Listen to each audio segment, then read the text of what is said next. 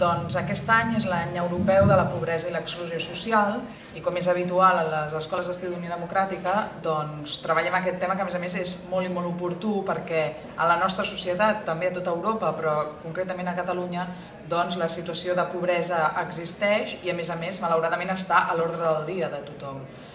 És una situació de pobresa que no hem d'oblidar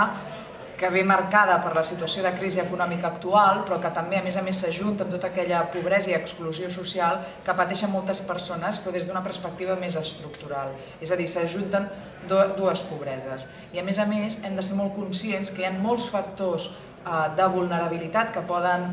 portar a persones i a famílies que estan per sota del llindar de la pobresa, que no oblidem que estem al voltant del 20% de la població per sota del llindar de la pobresa, doncs hi ha tota una sèrie de situacions o